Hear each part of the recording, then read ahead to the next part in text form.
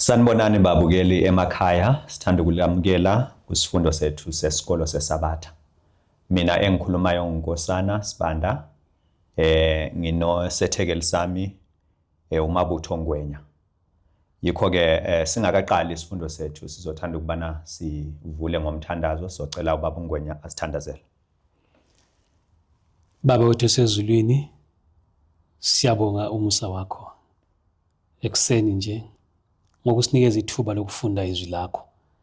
Sisize masofunda lesi sifundo, sisizwisise, umoya wakho kube yiwona osichazelayo. Kube isinkwa sethu sakusasa, silungiselele ukuza kwakho kwesibili. NgoJesu siyakhuleka. Amen. Amen. Siyabonga umthandazo wokuvula. Yikho ke kule iviki sibheke isifundo number 5. Isihloko sesifundo sithi Jesus scourged and condemned. uJesu uyashaywa njalo uyalahlwa. Isifundo sethu seyemeke evesini lokwaziwa ngekhanda esilithola kuMark ngo-15 ivesi ngo-9 kusiya ku-10. Ithi yona, Pilate answered them saying, Will ye that I release unto you the King of the Jews? For he knew that the chief priests had delivered him for envy. Ithi yona lana uPilate wabaphendula wathi, ningathanda na ukuba ngikhulule inkosi yamaJuda? Ithi yona lana ngoba uPilate wayesazi ukuthi umpristi omkhulu umlethile ngenxa yolunya. Yikho ke sizobe sibheke kakhulu uJesu ephambi kaPilate. Sizobheka ukuthi uPilate wamphatha njani, sibheke ukuthi amaJuda aphatha njani uJesu Kristu. Ngingazi ukuthi kungaba khona ongathanda ukuthi usabele khona Baba Ngwenya uma sivula isifundo sethu, ikakhulu masibheke ivesi lethu nesihloko nesicaphulo laphana esiku-Desire Ages page 734. Yebo, lapha ku-Desire Ages sithola amazwi athi wona ukwehliswa kwakhe uJesu noma ukubhekelwa phansi kwakuwukuphakanyiswa kwakhe. So konke adlula kukho ngesikhathi ekuPilate bekhuluma kabi ngaye, besenza konke kwakungafanele kuye, bemenza umuntu omubi, kwakuwukuphakanyiswa kwakhe, ngoba kwakuza kwenza ukuthi icebo lokuthi abulawe afe efela insindiso yethu lenzeni liphumelele. Ukuphumelela kwecebo lensindiso ukuphakanyiswa kaKristu. Ukungaphumeleli kwalo yikwehliswa kwakhe noma ukungabonakali kwakhe njengomsindisi.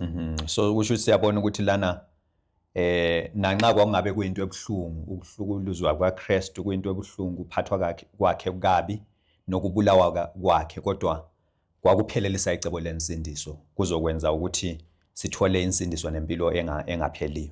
Amen. Yes, siyabonga ke ngokungachithi isikhathi sizosingene ke esifundweni sethu lapho sibheka usonto number 1. Sifunda lana ngaphansi kwesihloko esithi ubuthakathaka bukaPilate. Ubuthakathaka bukaPilate.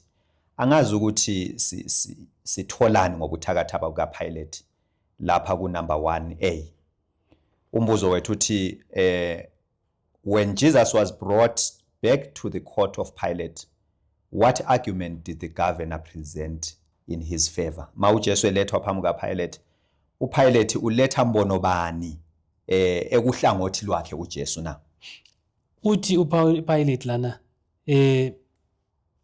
esembize bonke abapristi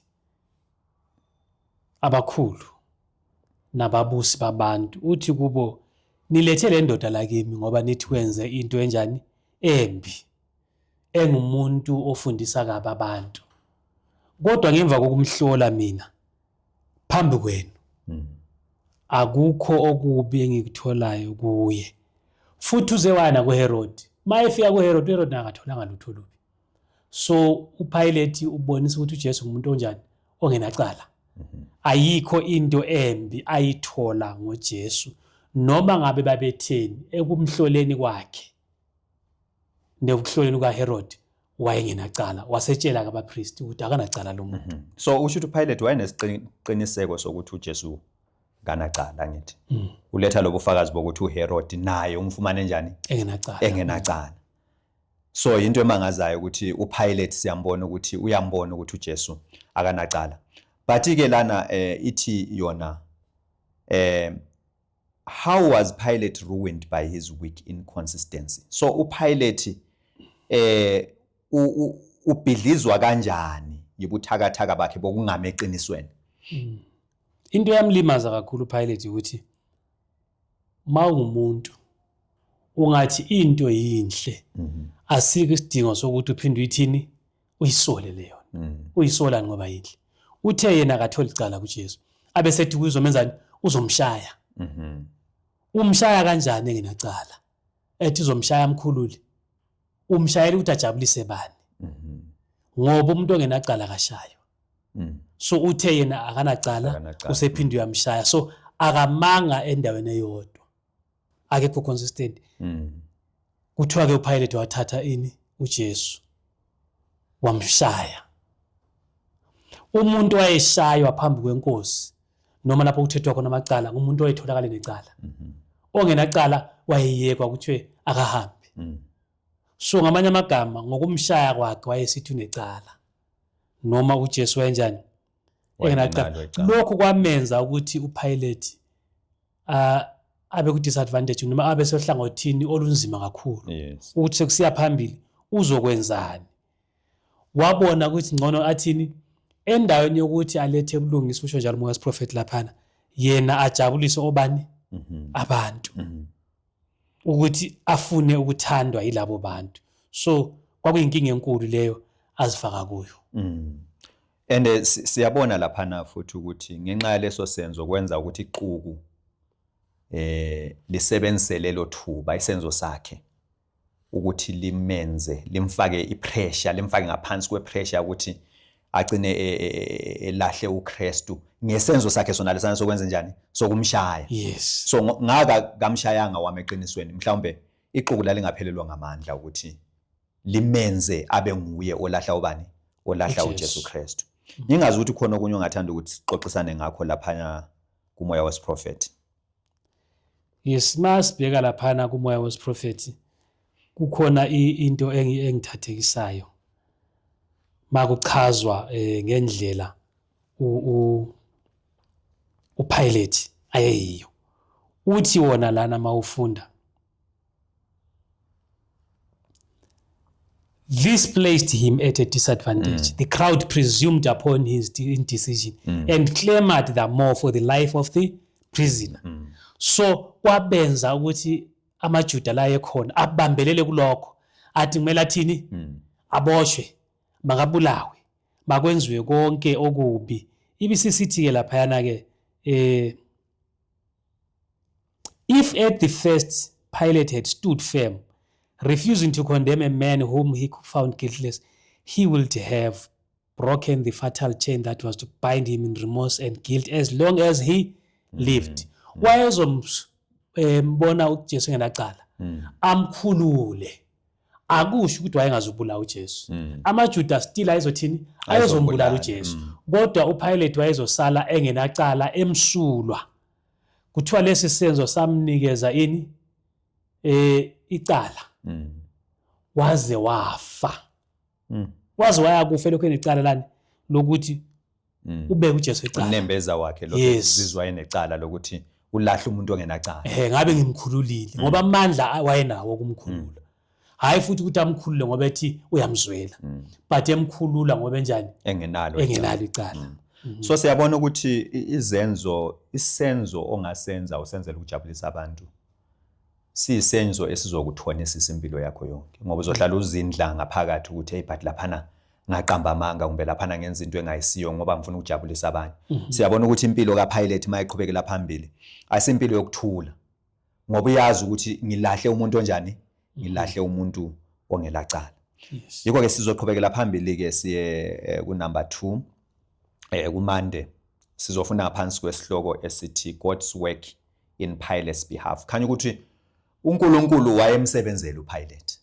Yes, wayemsebenzela uPilate, wayengafisa ukuthi ngawuPilate uyasenza leso senzo asenzayo. Uthi what additional opportunity did God give Pilate? Yiliphi elinye ithuba uNkulunkulu alinikeza kuPilate namasibheka uMateyu 27 verse lika 19. Yes, ivesi lika 19 lapha kuMateyu 27 lithi lona esahleze esihlalweni sokwahlulela umkakhe wathumela kuye wathi ungabi nandaba kulowo muntu olungileyo ngokuba ngihluphekile kakhulu namuhla ngaye ephusheni. So uNkulunkulu wathumela ingilosi kumkaPilate yayakhuluma nomkakhe yambonisa ukuthi uJesu ngubani, yambonisa ukuthi uJesu akanacala. Ithi laphana yambonisa ukuthi wamazi njengenkosana kaNkulunkulu. Esaziwa ngubani? UmkaPilate. Waze wesaba. Kuthiwa wasuka waboniswa yonke into, eboniswa uHerod namasosha wakhe, amabutho wakhe besenza umsebenzi wabomubi. Wezwa abapriest nababusi bembeka icala. Wezwa futhi ithi laphana we have a law and by our law he ought to die. Wakuzwa kungakenzeki ukuthi bathi bona banomthetho, ngokomthetho wabo kumele athini? Kumele afe uJesu. So izinto zonke lezi aziboniswa ukuthi wazi wambona sesiya ngapi eCalvary. Waphinde wabona umhlaba wembeswe bomnyama ngesikhathi uKristu esifa. Wambona futhi esehlele esihlalweni sakhe sobukhosi. So zonke lezi zinto zamethusa. Wasethumela incwadi kuPilate wathi Pilate ungabi nento yokwenza nalomuntu. Ngamanye amagama amkhulule. Kwakungelinye ithuba lokuthi uPilate noma ekuqaleni wayemshayile alungisa indaba yakhe. Yes. Yes, so uqinisile ke umkaPilate mayithi uhlupheke kakhulu ebusuka kalalanga because imbala ayinikezwayo imbala ende kakhulu. Ngoba izifinyelele nasekuthini ambone uJesu esesiza futhi ngenkazimulo. Uthi waboniswa laba abalahli bakhe nababulali bakhe sebebalekela inkazimulo kabani? Inkazimulo kaJesu. So wahlupheka kakhulu phakathi kobusuku. UPilate ngabe wayengumuntu olalelayo, wayezolizwa izwi lomkakhe. Siyaqhubekela phambili ke sisiya kuBhila phaya ithi khona to try to free Jesus, ukuzama ukuthi kukhululwe uJesu. Iliphi icebo uPilate alinikeza ixuku na? KuMarku 15 evesini lika 6 kusiya ku10 ithi kwathi ngomkhosi wayehleze ebakhululela isiboshwa sibe sinye abasicelayo. Kwakukhona ke omunye nguBarabha igama lakhe, wayeboshiwe kanye namahlubuka wona ayebulele umuntu ekuhlubukeni. Isixuku senyuka saqala ukucela kuba abenzele njengalokho ebehleze ebenzela. Kepha uPilate wabaphendula wathi, nithanda ukuba nginikhululele inkosi yabaJuda na? Ngokuba wayekwazi ukuthi abapriest abakhulu bamnikele ngomhawu. So khanya kwakunomkhuba lapha owawusenziwa nguPilate. Ukuthi njalo ngomnyaka kanye akhulule ini? Isiboshwe esisodwa. Singakhululwa lesisiboshwa ngoba silungile. Kwangashiyo indlela yokubonisa ubulungiswa, kodwa kuyindlela yokujabulisa abantu. Babezakhetha abantu ukuthi bafuna kukhululwe bani. So uJesu wamiswa ke lapha yana bambuza, wababuza ke wathi nifuna ngikhulule bani? In fact ithi yona lapha bamcela ukuthi njengoba uhlala usenza sikhululele oyedwa. Wasebuza ke ukuthi nifuna kukhululwe bani? Ngikhulula inkosi yamaJuda na? Ngoba esazi ukuthi banomona ngobani? ngoKristu. Wayesezama ukuthi athole ithuba lomkhulula. Kodwa ebephiwe ithuba ngaphambili ngokuthi kutshelwe umkakhe ukuthi hamba uyomtshela walilahla. Manje usefuna ukuzenzela lakhe ithuba. Ecela ebantwini. Kuthiwa lana uBarabha lona wayengumuntu omubi. Wayengumuntu wayezibiza ngokuthi nguMesaya. So kumiswa ke uMesaya waqobo. Kumiswe noMesaya mbumbulu. Kuthiwe khethani ke ukuthi nifuna bani phakathi kwalaba babili akhululwe. Bese lo uMesaya mbumbulu onguBarabha kuthiwa wayengumbulali nokuba ngumbulali. Wayevukela umbuso. Waze waboshwa. Kwakumele ukuthi ayebulawa. uBarabha lo ithi lana wayetshontsha konke ayekutshontsha ekuthatha wayesithi into enhle ayenzayo ngoba wenzela ini umbuso. So kusiboniswa isimilo esikaBaraba lesimilo sikaJesu esingafaniyo. Omunye umesaya uqotho, omunye ngumesaya ozibiza ngokuthi ngumesaya, ongumbulali, ongumhlubuki, owenza zonke izinto ezimbi, onguye wayefanele ukuthi afe. Hey, so siyabona lana ukuthi uPilate uqhubeke sehluleka ukuma eqinisweni. Ufuna ukusebenzisa abanye abantu ukuthi benze lokho akwaziyo kuyini. Bathatha isinqumo. Kuliqiniso yena akakwazi ukuthi yena azithathele isinqumo sakhe. So kunjalo izikhathi eziningi. Sometimes nathi siyafika ezigabeni zokuthi kufanele nithathe isinqumo la, but ngifuna ukufuqela abanye abantu ngaphambili ukuthi ukuze ungaveli igama lami. Ukuze ungaveli igama lami, uyabona. Kodwa mina ngizazi ukuthi yikho engikufunayo lokho. But uPilate ke I'm sure wehluleka ukuweya phakathi kokuhlonishwa ngabantu nokuhlonishwa nguNkulunkulu because iopportunity yayikhona. I'm sure ukuthi ngawo asebenzisa ithuba kahle ngendlela efaneleyo nasembusweni ubeze ukuthi abe khona uPilate. Yes. uJesu wayezosala bethela. Yes. Kodwa igazi lakhe lingasoze libizwe phezulu kwakhe. Hayi waba sebunzimeni obukhulu kakhulu uPilate. Sesingaqhubekela phambili lapha siye ku number 3. Njengoba bese sibonde laphana uzile uPilate uyababuza ukuthi lifuna ngikhulule bani, Baraba kumbe ubani, uKristu. Singena kuyo ke leyo ndaba ngokugcweleyo ukuthi sibone ukuthi kwahamba kanjani. Masibheka uA lapha yana sizothola impendulo yethu kuMateyu ngo27 verse ngo20.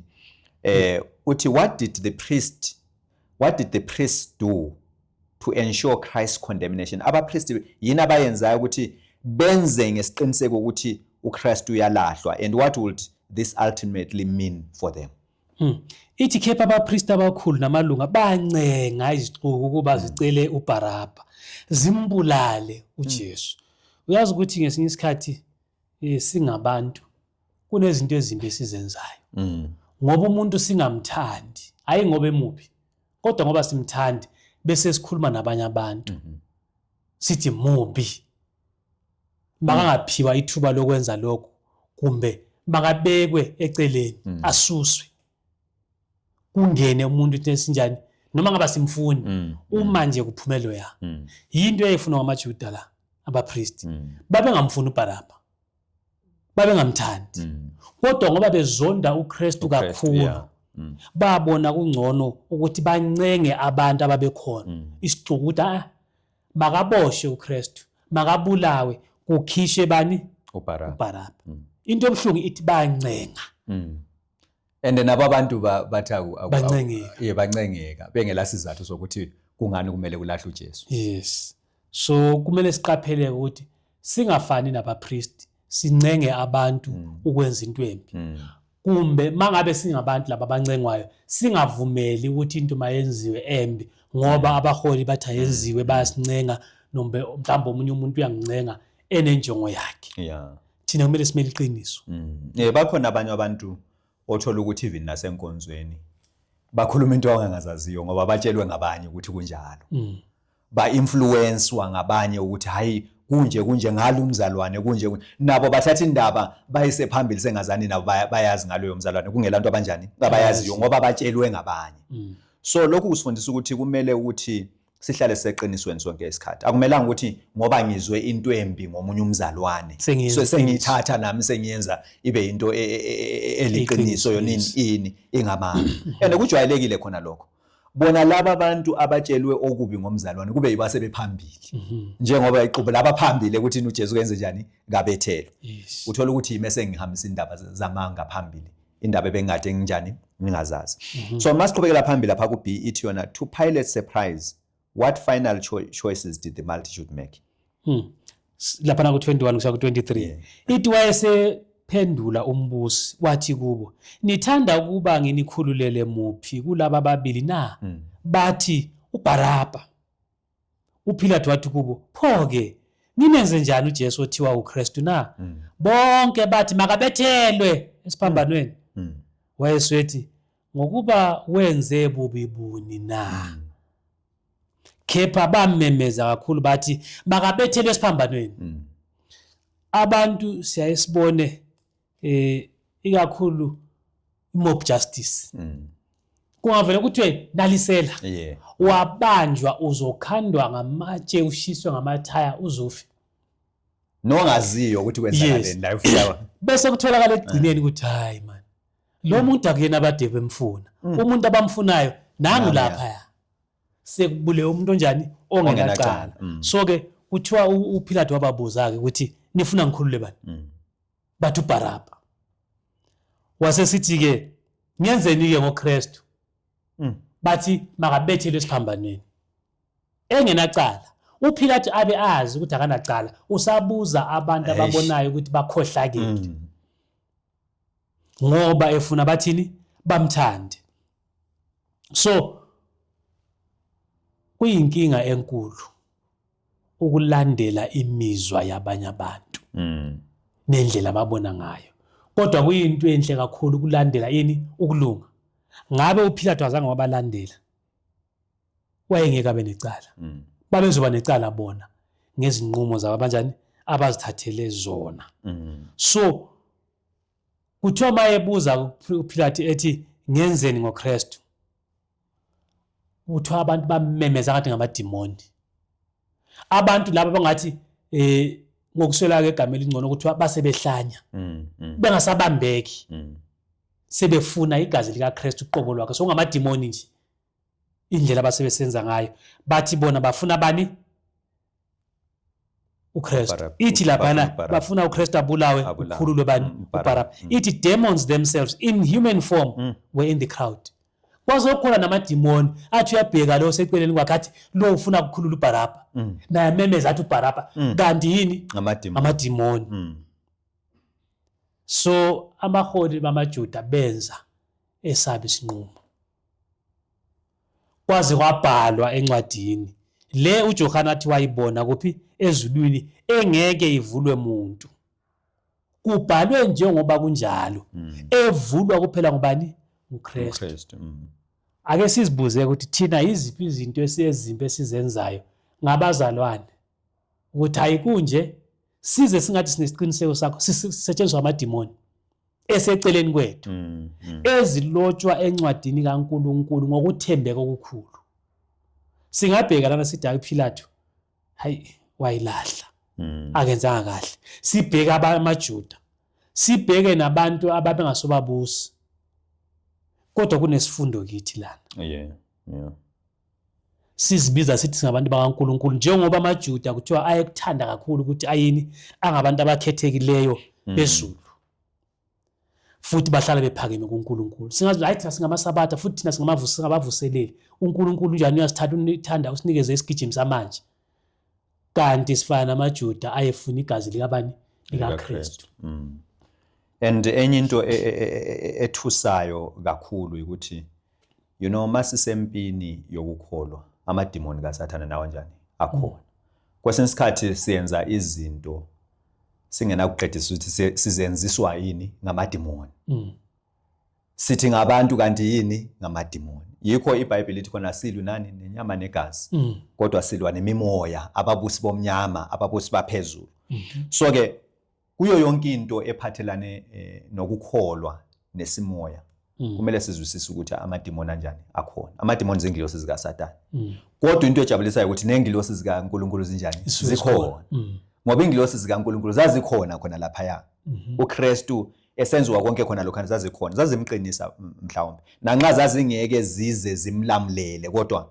siyazi ukuthi zazikhona zinjani zibhekile so sengani inkosi ngasisiza ukuthi kumele ukuthi sibe kwazi ukuqaphela ukuthi sikuhlangothi luphi sometimes sizothatha uhlangothi lokumanani namadimoni ekugcineni siyakusila phana ithi how is this sin repeated today ithi lesi sehlakalo siphindwa kanjani namhlanje njalo kuyikuphi ukudlala kwethu kukhona kumbe ukukhetha kwethu kuso lesi sehlakalo na yes siphiwa incwadi lapha kaJoshua uJoshua ngo24 uJoshua uyababuza abantwana bakaIsrayeli uthi khethani nina niza kuthini enizomkhonza uma kukube emehlweni wenu ukukhonza uJehova khethani namuhla ukuthi ngubani eniyakumkhonza noma onkulunkulu ababakhonzayo ihlo bese ngaphesheya komfula noma uNkulunkulu bama-Amore enihlala ezweni lawo, kepha mina nendlu yami siyakumkhonza uJehova. So abantwana bakwa-Israyeli ababekhona mhla uJesu ephambi kwaPhilathu behluleka ukwenza ukhetho okuhle, behluleka ukukhetha uJesu. Thina-ke sikhetha bani? Ngoba kuthiwa lento iyaphindwa namuhla empilweni zethu. Ingabe sizokhetha uBarabha or sikhetha uma sikhetha uJesu na? Kodwa wonke umuntu kumele azikhethele. Akekho banjwa ngamandla. And impilo yokukhetha njengoba uJoshua ebuza, impilo yokukhetha nsuku zonke. Because nsuku zonke sibekwa esigabeni sokwenza njani? Sokukhetha. USathane uyeza nemcimbi yakhe uzama ukusihugela ukuthi nisenze kunjani? Okubi. uJesu naye ngakolunye uhlangothi usidonsela ukuthi nisenze kunjani? Okuhle. And into esingayinaki isikhathi esiningi ukuthi masikhetha okubi sibethela ubani? uJesu. Sikhetha ubani? uBarabha. So impilo yethu nsuku zonke ngekwenza njani? Ngiyokukhetha. So umbuzo mhlawumbe ongasala engqondweni zethu ukuthi sikhetha bani? Sonke isikhathi nxa siphiwe ithuba lokuthi sikhethe uBarabha kumbe sikhetha uJesu Kristu. Ngithanda lapha moya futhi uthi uSathane ugcwele intukuthelo, uzonde ngenye indlela embi kabi. Ngoba uyazi ukuthi angeke abophela abantwana bakaNkuluNkulu nezwe. Ukuze bamkhonze bonke. So bonke abangabakaNkuluNkulu uSathane angeke abathini? Abathathi, yes. Kumenza athukuthele kakhulu. Abe sesenza imizamo eminingi yokukhohlisa abantu. Ukuze behlule ukukhetha ngendlela efanele. So kumele indaba enzima kumele sinake ukuthi sikhethane. Ukukhetha, we are making choices every day and our choices are determining our destiny. Isiphetho sethu soba yini ekukhetheni kwethu esikwenzayo nsuku zonke na. Yikho ke siyangena kumbuzo wethu wesine number 4. Isihloko sithi hated by humans and demons. Isihloko esinzima lesikakhulu, isihloko esithusayo. Yikho ke umbuzo kaA uthi wona ibutho laseRoma lahlanganyela kanjani ekuhlukumezeni umsindisi, njalo yena waziphatha kanjani na? Ithi lapha ku verse 2 Johana 19, amabutho aluka umqhele wameva awufaka ekhanda lakhe, amembathisa ingubo ebubende, aya kuye athi bayede Nkosi yabaJuda, ammukula. uPhilathu wabuye waphuma wathi kubo, verse 4 lo, uverse 2 no 3. So sithola lana amabutho esethola into yokudlalisa. Asethatha uJesu amenzele umqhele, ngoba amakhosi agqoka ini? Umqhele. Kodwa sinokubona amakhosi egqoka umqhele wegolide. Bona bamfaka umqhele wameva, owawuthi mabe ufaka uzumhlabe nokumhlaba. Umhlabe uJesu azwe ubuhlungu. Bese baqeda lapho badlale ngaye. Bathi bayede Nkosi yamaJuda. Bangeneli kulokho nje kuphela. Ithi bamshaya nangomhlanga ekhanda. Egqokisa umqhele njalo. Ungazi ukuthi mayeshaywa njalo kushaywa kuzokushaya ameva angene kuye ekhanda kumbe njani. But inhloso yabo kwakuwukuthi bathini? Bamzwisa ubuhlungu. Bamshaya ngezandla, bamshaya nangomhlanga, bamgqokise leyo mqhele, bamgqokise nengubo embi. Ingubo ebubende. Bethi ngoba amakhosi agqoka ingubo ezinjani?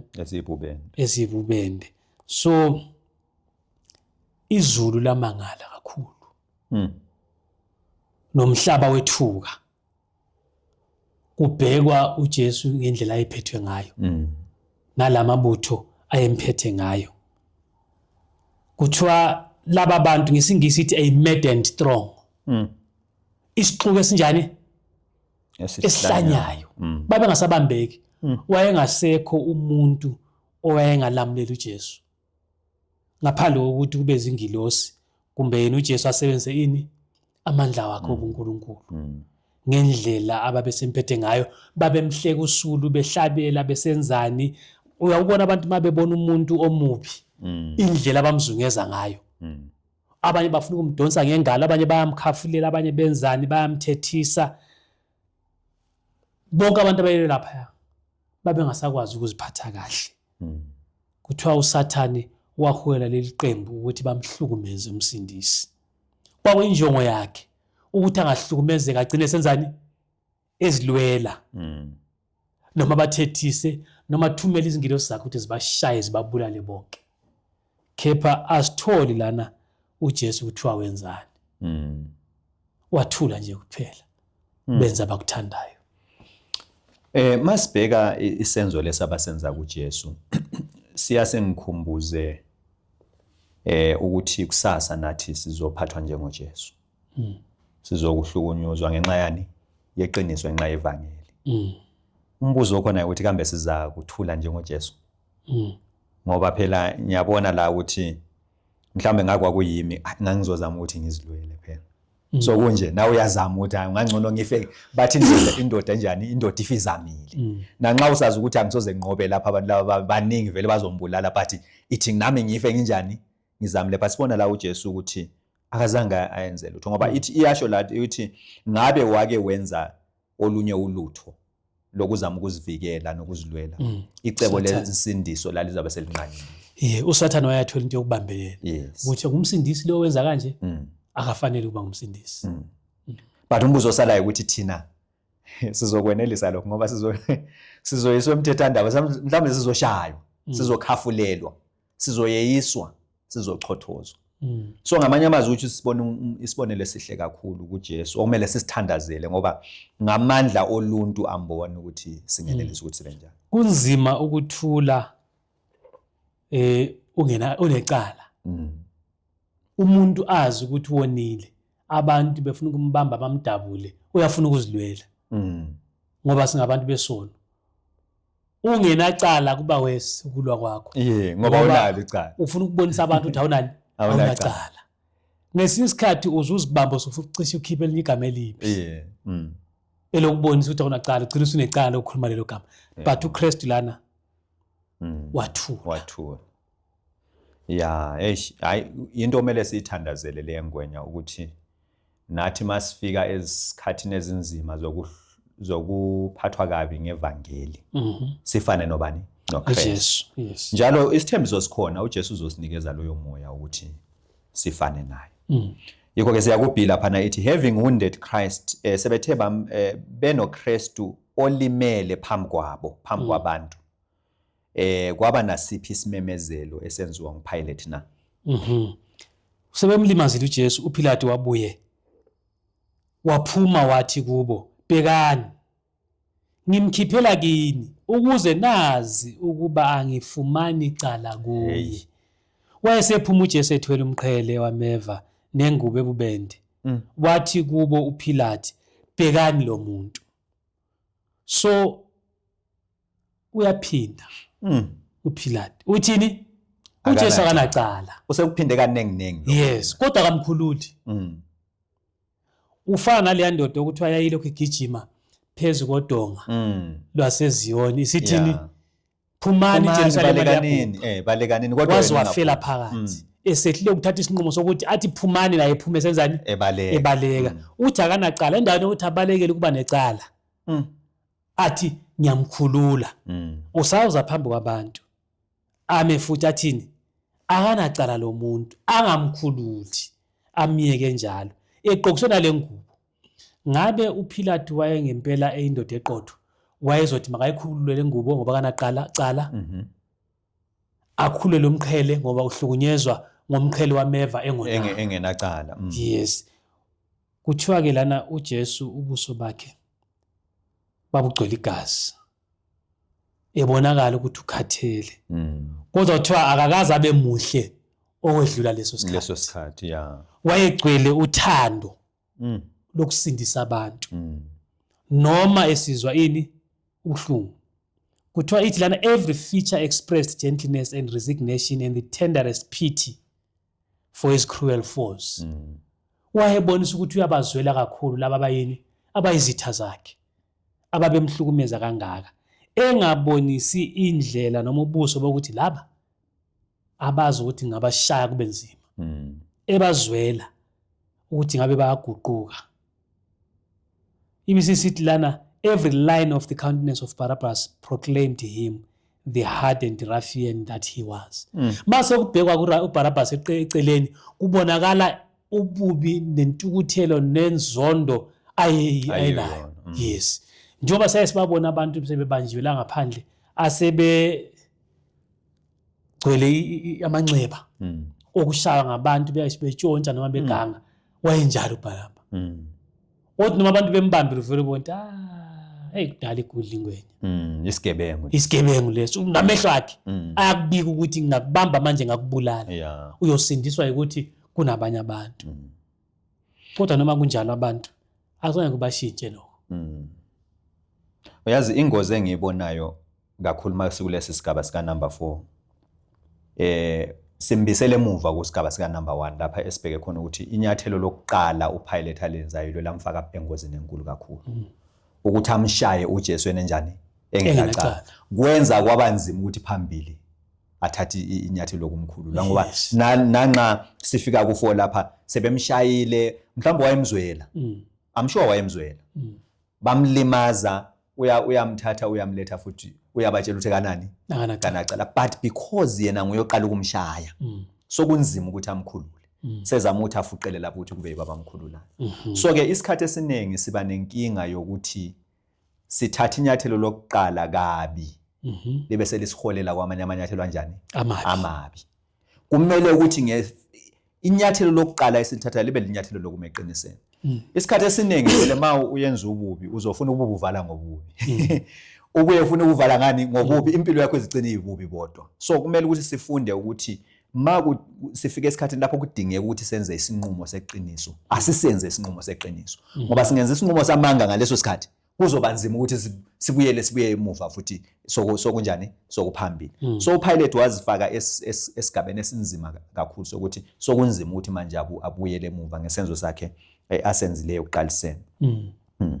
So sengani inkosi ngasiza ukuthi sibe ngabantu abama eqinisweni. Sizoqhubekela phambili ke singena isigaba sethu sokugcina. Isigaba sethu sokugcina number 5 ku Thursday ithi yona the Son of God, indodana kabani kaNkulunkulu. What inconsistent proposal did Pilate make to the Jews and what declaration filled him with fear? Ithi bathi bembona abapriest abakhulu nezikhonzi bamemeza bathi mbethele esiphambanweni. uPilate wathi kubo mthatheni nina nimbethele esiphambanweni ngokuba angifumani cala kuye. Kepha abaJuda bamphendula bathi sinomthetho thina. Ngalo mthetho ufanele ukufa ngokuba uzenzile indodana kaNkulunkulu. Kuthe uPilate ezwa lelo zwi kwayikhona esaba kakhulu. Sikhumbula ukuthi ngaphambili umkaPilate uzile kuye wamtshela. Emtshelile nje umtshela ukuthini lo muntu ungabi necala naye. Miyeka ahambe ngoba ebusuku ngihluphekile ngaye. Emchazela ukuthi umbonile eyindodana kaNkulunkulu. Zonke lezo zinto kwase kuthiwa ke kuye uzibize ngani ngendodana kaNkulunkulu. Sekusho obani abapriest. Wakhumbula lamazwi awezwe ngobani ngomkakhe. Usesesaba kakhulu ngalelo zelithini ake sabi ngegama elithi lona sinomthetho. Cha, uzibize ngendodana kabani kaNkulunkulu yikho kumele akufele. Kanti kuthiwe kuye Pilate qaphela lo muntu uyikho lokho athi yikho khona uyiyo ngempela indodana kaNkulunkulu. So kwaba yithuba futhi lokuthi uPilate ngabe wenzani ugeza izandla zakhe ngempela angabi necala nalomuntu. Futhi kwakungafanele athi mthatheni nina nimbethele. Kwakumele amkhulule. Kwakumele athi mina ngiyamkhulula ngoba kanacala. Bese amaJuda ambophe wona uKristu azenzele akufunayo. Kuthiwa uPilate lapha wethuka. He had no correct idea of Christ and his mission, but he had an indistinct faith in God and in beings superior to humanity. A thought that had once before passed through his mind now took more definite shape. Umcabango wawusuke wafika engqondweni yakhe wabonakala kakhulu manje ukuthi hey mhlambe lo miphambi kwami yini umuntu ongcwele. Yes. Umuntu ongcwele. Kwakuke wafika ngaphambili. Yeah, uNkulunkulu wayekhuluma naye. Uyakhumbula siye sadlula kulwana umbuzo ukuthi God was working in behalf of uPilate. Ngoba uNkulunkulu isikhathi sonke uya-impressa amaqiniso engqondweni zethu. Whether siyamkhonza ngoba simkhonza. Baningi abantu abangakhonziyo but uthola ukuthi benza intando kabani? KaNkulunkulu. So uNkulunkulu wayekhulumisana naye uPilate ngomoya wakhe. Kanti-ke wasebenzisa futhi lobani? Nomkakhe. Ukuthi and I'm sure njengoba umkakhe waboniswa yonke lembali leyo. Nxa elobela uPilate wamlobela yonke into ayibonisiwe. Wayifunda uPilate ukuthi unkosikazi wakhe ubonene. Kodwa ke uPilate ngenxa yokuthanda ukuthandwa nokuphakanyiswa ngabantu akahlala emsebenzini wakhe. Yes, akathatha ngesinqumo esifaneleyo. Yikho ke siyaqhubekela phambili siya ku B ithi yona yikuphi ukukhulumisana okwathatha indawo phakathi kaJesu noPilate na? Kusukela lapha na ku verse 9 kusiya ku verse bani? KuJohane 19 verse 9 to 11. To 11. Ithi yona wabuye wangena enqabeni wathi kuJesu, "Ungowaphi wena na?" Kepha uJesu kamphendulanga. Khona wathi uPilate kuye, "Awukhulumi kimi na? Awazi ukuthi nginamandla okukukhulula, nginamandla futhi ukukubethela esiphambanweni na?" uJesu waphendula wathi, "Ngabe awunamandla neze phezu kwami ukuba awanikwanga ngaphezulu. Ngalokho ke onginikele kuwe unesono esikhulu." So uPilate lana usekhuluma noJesu. Ufuna ukwazi kanti uJesu ngubani? Ngubani? Yeah. Umbuzo lo uthi ungowakuphi na akanandawo nokuthi ungwakuphi. Eqinisweni ufuna ukumazi ngempela ukuthi uhlushwayelelana igama indodana kaNkulunkulu. Yes. Ufuna ukwazi ungubani wena. Lo abantu abafuna ukumbulala kangaka noma nginacala. Lo abathi wena uzibize ngendodana kabani? KaNkulunkulu. Athuleke uJesu angamphendula. Abesethi njengoba uthule kangaka awazi na ukuthi nginamandla okukhulula noma kwenzani? Ukubethela. Athi uJesu hayi amandla unawo wena. Unamandla nje ngoba waphiwe ngamandla kanjani? Ngamandla aphezulu kunawo. But noma kunjalo nxa isitsho njalo wena akaboni ukuthi uzibeka icala elikhulu kakhulu ngoba uthi nginamandla ukukhulula nokukwenza njani? Ukubethela. Wayengasebenzisi ke lawa manje ukuthi amkhulule. So uzibeka icala elinye phezulu kwecala lenzileyo. Uyadeclare ngomlomo wakhe ukuthi hayi mina ngakukhulula abantu akafunanga ukusebenzisa amandla akhe. Ithuba lokuthi alisebenzele amandla azange wasebenzisa. Uthi uJesu amandla phezulu. Ungikhumbuza uDaniel mayesithi uNkulunkulu nguyobeka amakhosi aphinda athini? Aphinda awakhiphe. uPilate naye wayebekwe uNkulunkulu. Wavuma uNkulunkulu abe yini? Abe ngumphathi. Amandla wayonikwe nguye. Abesithi kuJesu ke laba abangilethe kuwe yiba abanecala elikhulu ngoba bangibeka icala engingenalo.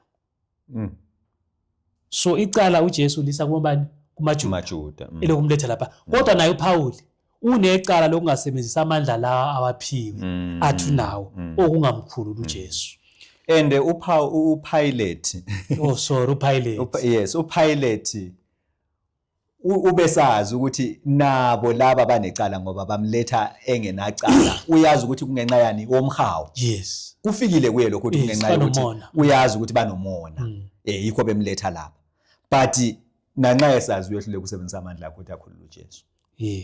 Sometimes nathi siyanikezwa amathuba okwenza ama decisions.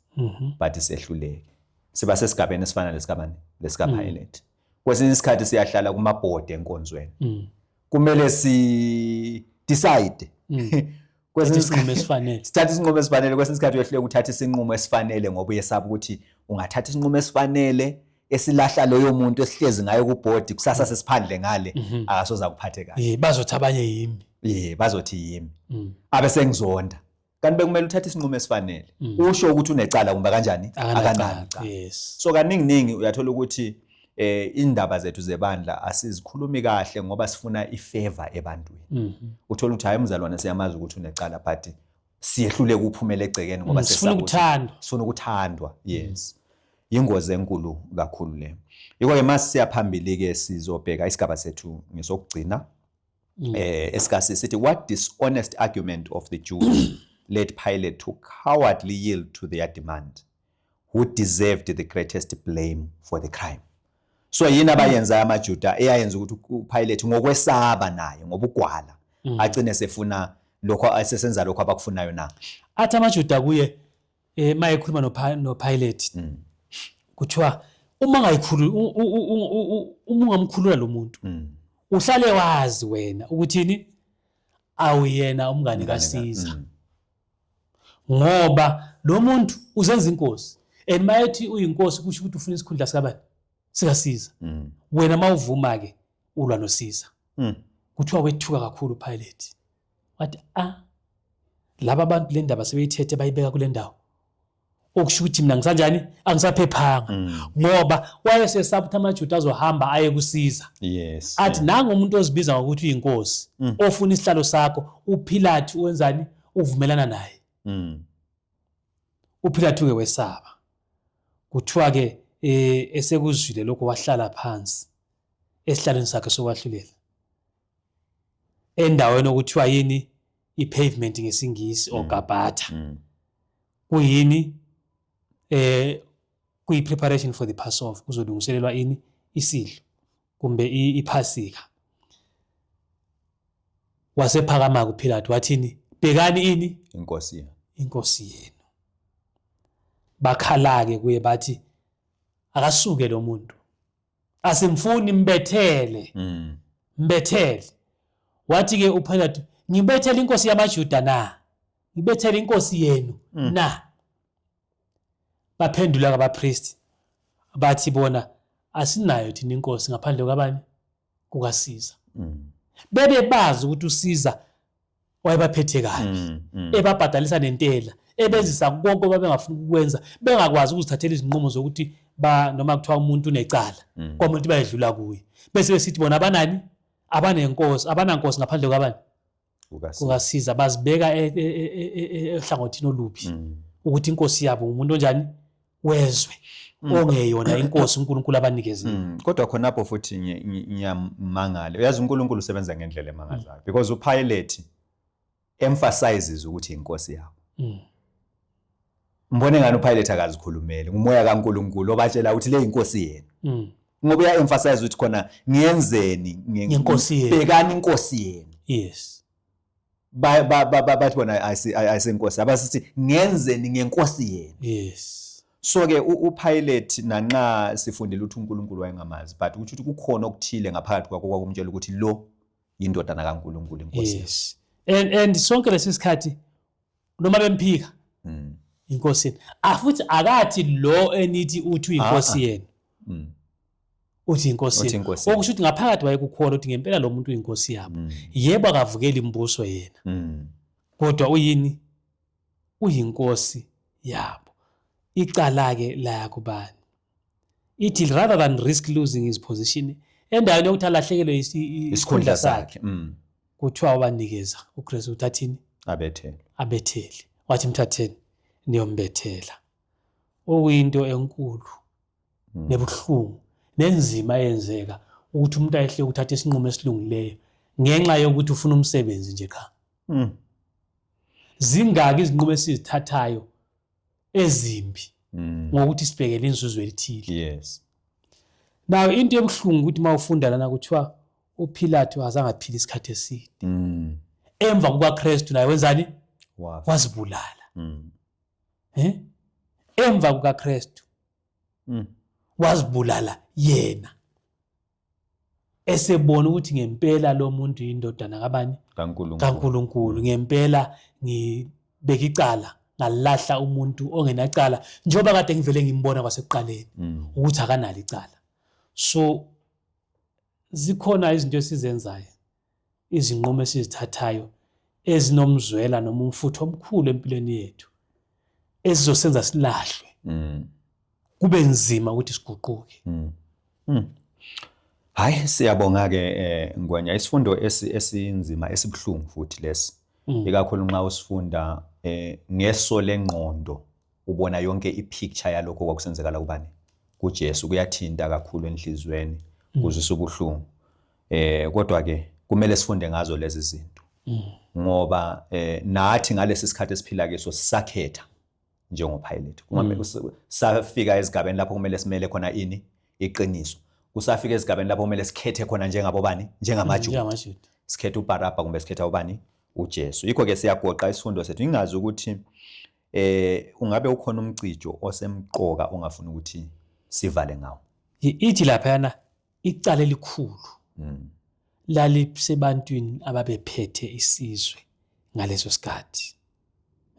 They belonged to those who stood in the highest places in the nation, the depositaries of sacred trusts that they were basely betraying. Ngobani ababebekwe lapho? Ngabapristi. Yibo ababebheke uIsrayeli. Yibo babethi ngezwi labo kwenziwe lokho abafuna kwenziwe. Kwakumele ukuthi bamele bani? uNkulunkulu, njengoba uIsrayeli wayesizwe esikhethiweyo. Kwakumele ukuthi vele bangamusi kubani? uPilato, yes. Ngoba wayengenacala. Noma wayezagcine bethele, wayengamana bethelwe njengabanye abantu. So baba necala elikhulu phambi kwabani? kukaNkulunkulu. Okubonisa ukuthi isikhundla nesikhundla uNkulunkulu akuphe sona, noma sisenkonzweni noma sisekhaya, unecala lokuziphendulela ukuthi isinqumo bani ozosithatha. Unomfutho ongakanani ebantwini ababheke kuwe njengomholi. Uzobahola ukuthi bayenze into elungileyo noma kwenze okubi njengalokho kwenziwa ngabapristi baze bancenga abantu ukuthi hayi bakubethele uJesu ukhulula uBarabha onecala. Umuntu onguye wayevukela umbuso bathi akakhululwe uBarabha. Kubethelwe bani? uChrist bathi nguye ovukela umbuso. Indlela uSathani asebenza ngayo uma singazinikela kuye usenza sikhuluma amanga asobala ukuthi la akulona iqiniso noma ungathi size sibuswe ngamadimoni. So umbuzo kumele uthi kambe mina njengoba sesifundile isifundo lesi esisibonisa ngokulahlwa kwaKristu nokushaya kwakhe, mina ngingubani? Ngiyilabo abakholwa abalawulwa ngamadimoni? NginguPilato?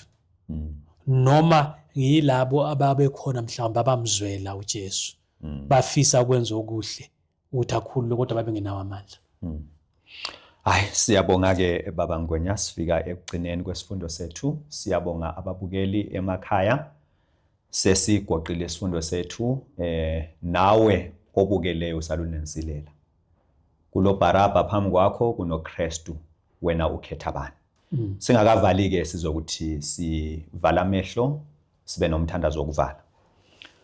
Baba Nkosi engcwele sezulwini, siyakubonga ngesikhathi esihle osinikeze sona kufunda ilizwi lakho. Sesifundile ngembali kaKristu ephathwa kabe ngelacala. Sesifundile ngokubaluleka kokuma eqinisweni sonke isikhathi. Sesifundile ngokubaluleka kokukwazi ukukhetha phakathi kokubi nokuhle. Sisizeke ngamandla ukuthi sikwazi ukukhetha okuhle, senze intando yakho ukuze sisindiswe ekugcineni. Konke lokhu sikucela egameni elihle leNkosi uJesu yakhuleka. Amen. Amen. Siyabonga ke sifike emaphethelweni esifundo sethu ke sizobe sihlangane futhi esikolweni sethu seSabatha lapho siyabe sibheke khona isifundo sesithupha lesson 6. Isihloko sesifundo siyabe sithi Calvary. Lisale kuhle siphinde sihlangane njalo. Amen. Amen.